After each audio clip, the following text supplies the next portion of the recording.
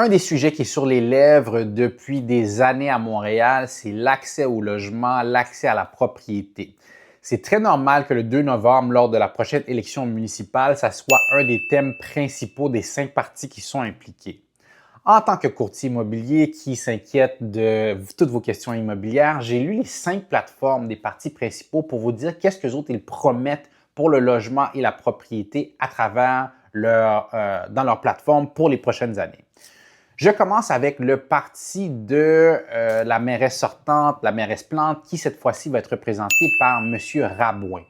Lui, parti qui avait un peu plus d'expérience, qui connaît un petit peu la machine à Montréal, il promet 1 milliard pour un fonds de logement hors marché. Des logements hors marché, c'est des marchés qui ne seront pas influencés par les suggestions d'augmentation de la régie, qui vont rester à un prix plus stable.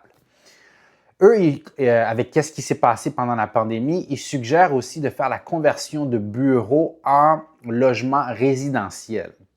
C'est une tendance qu'on voit beaucoup en Amérique du Nord et même, je dirais, même en Europe depuis la pandémie. Ils veulent une création de zones prêtes à bâtir où ça serait plus facile d'obtenir des permis. Comme ces autres qui ont, ça fait longtemps qu'ils roulent avec la règle 20-20-20, ils considèrent qu'ils vont garder cette règle-là. Si vous ne connaissez pas la règle 20-20-20, puis je vais en parler dans d'autres, quand je vais décrire d'autres plateformes, ça veut dire que pour chaque constructeur qui voulait présenter un projet à la ville, il fallait qu'il montre qu'il ait 20 de logements sociaux, 20 de logements familiaux, 20 de logements abordables. Alors pour eux autres, ils vont garder cette règle-là en vigueur. D'habitude, quand les gens étaient pas capables, quand un contracteur n'était pas capable de remplir ces promesses-là, il devait payer un certain frais à la ville comme pénalité s'il n'était pas capable de rentrer dans le 20-20-20. Prochaine suggestion ou promesse de Projet Montréal, c'est d'avoir un incitatif pour un registre des logements. Alors, ils ne vont pas le rendre obligatoire. Je sais qu'il y a beaucoup de locataires qui voulaient avoir cet outil-là, une façon de savoir quel est le loyer que le locataire précédent payait. Alors, Projet Montréal propose d'avoir un incitatif, donner un bonbon aux propriétaires qui voulaient en participer sans le rendre obligatoire.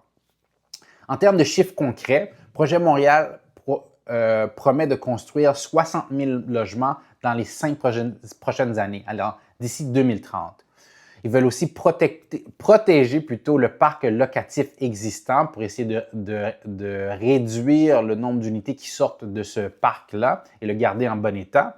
Alors, on voit ici, quand on lit leur plateforme, qu'ils ont un peu plus d'expérience. Les chiffres sont un peu plus déposés sur leur expérience par rapport à la construction. Maintenant, c'est très difficile, j'imagine, pour moi, pour un parti qui a cette expérience-là, de complètement devenir beaucoup plus fluide en termes administratifs et bureaucratiques. Alors, c'est peut-être une des faiblesses par rapport à Projet Montréal. Pour le deuxième parti, Ensemble Montréal, eux, ils ont vraiment été très forts sur rendre le processus de construction et de rénovation plus facile. Ils ont été tout de suite avec leurs 2 premières promesses, c'est d'avoir un délai maximum de 90 jours pour donner un permis de construction et de 25 jours pour un permis de rénovation. Quelque chose qui devrait vraiment aider les constructeurs et les propriétaires qui veulent faire de gros travaux dans leur propriété comme l'agrandissement. Ils veulent avoir un registre public des permis pour aider à la transparence, savoir un peu qu'est-ce qui se passe dans la ville, quels permis sont donnés pour construire quoi et où. Ils veulent faire une révision complète du règlement de 20-20-20 duquel on venait juste de parler. Alors, ce n'est pas clair exactement comment ils voudraient le changer, mais ils voudraient faire des modifications. Ils veulent créer un fonds d'abordabilité en partenariat avec le privé, alors impliquer le privé un petit peu plus dans la construction. Simplification administrative et numérique. Je vous ai dit qu'il y a beaucoup de constructeurs à qui je parle sur le terrain qui se plaignent d'à quel point c'est lourd administrativement recevoir de permis. Alors, ils voudraient utiliser un système numérique un peu plus facile pour donner ces permis-là. Construction en périphérie pour libérer la pression du centre. On parle souvent de la congestion du centre-ville, comment c'est difficile d'arriver au centre-ville. Eux, ils semblent vouloir développer un petit peu la couronne autour du centre-ville pour rendre ça un petit peu plus facile pour le centre. Et ils veulent avoir, et dans leur plateforme, ils parlent d'une stabilité sur les taxes foncières. Est-ce que ça va être gelé complètement? Ils ne le disent pas, mais avoir une stabilité, une prévisibilité. Fait qu'on voit que pour Ensemble Montréal, ils ont une vision orientée vers l'efficacité. Ils ont des délais quand même assez clairs. Ils parlent de prévisibilité. Et peut-être une des choses que j'aurais aimé voir, c'est peut-être un peu plus de chiffres par rapport à combien de logements ils voyaient qui allaient être construits dans les 5, 6 prochaines années avec eux. Fait que ça, c'est pour Ensemble Montréal. La prochaine plateforme est celle d'Action Montréal. Avec Action Montréal, première chose qu'ils proposent, c'est l'abolition de la taxe de bienvenue pour les premiers acheteurs à Montréal. Ils veulent aussi alléger le règlement 20-20-20 duquel je vous parlais pour les deux plateformes précédentes. Ils veulent appliquer une taxe de 3 % sur les logements gardés vacants par les grandes compagnies. Je ne sais pas exactement qu'est-ce que ça veut dire grandes compagnies, mais ils veulent réduire ce nombre de logements-là qui sont non utilisés par des locataires en appliquant une taxe de 3 %. Ils veulent avoir un fonds de logement abordable, encore une fois, en collaboration avec le privé. Réhabilitation du parc existant avant de bâtir du neuf.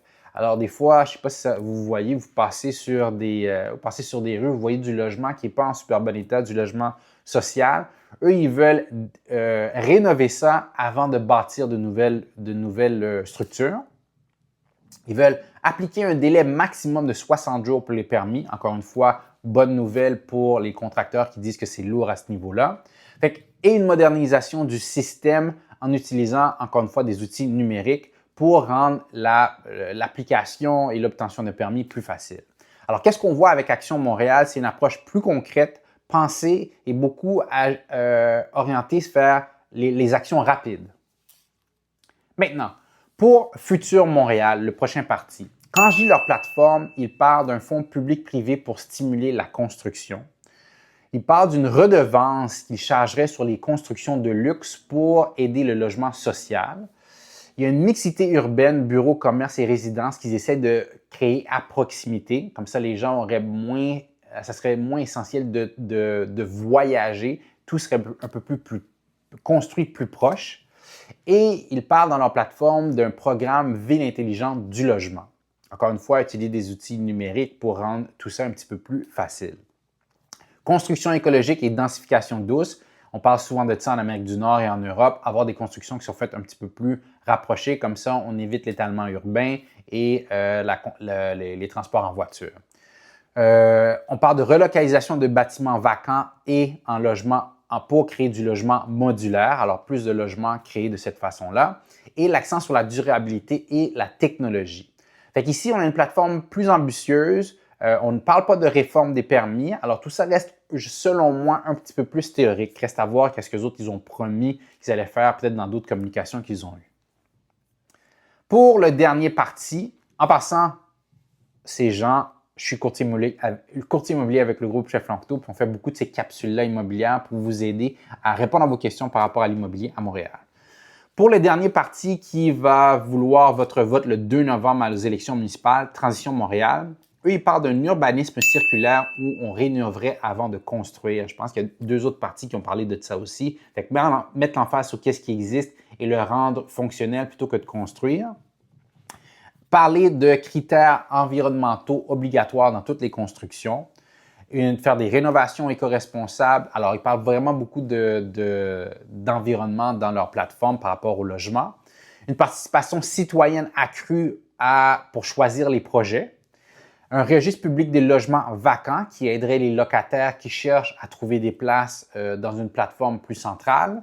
La transparence sur le fonds social de logement. Et une promotion de la cohabitation et la mutualisation des espaces. Alors, créer des espaces où il y a plus de résidents qui auraient accès à des parcs ou à des services dans un même environnement. Alors ici, on voit que les valeurs sont très fortes, mais je n'ai pas vu beaucoup de promesses concrètes par rapport au nombre de constructions qui allaient être faites et au délai par rapport au permis. Fait qu'on voit des choses un petit peu plus en théorie pour Transition Montréal. En conclusion, j'ai passé à travers les 5 plateformes. Il y en a qui sont beaucoup plus précises avec des chiffres, des délais par rapport aux constructions, d'autres qui sont plus axées sur les valeurs, comment ils changeraient la construction, le logement, l'abordabilité par rapport à la propriété à Montréal. Je serais curieux de savoir pour vous, par rapport au logement et à l'habitation, c'est quoi les promesses que vous vouliez entendre d'un des 5 partis et quelles sont les choses qui vont vous faire bouger, sortir de la maison et aller voter pour quelqu'un en particulier. Laissez-nous ça dans les commentaires. Et si vous avez d'autres questions par rapport à l'immobilier, n'hésitez pas. Ciao!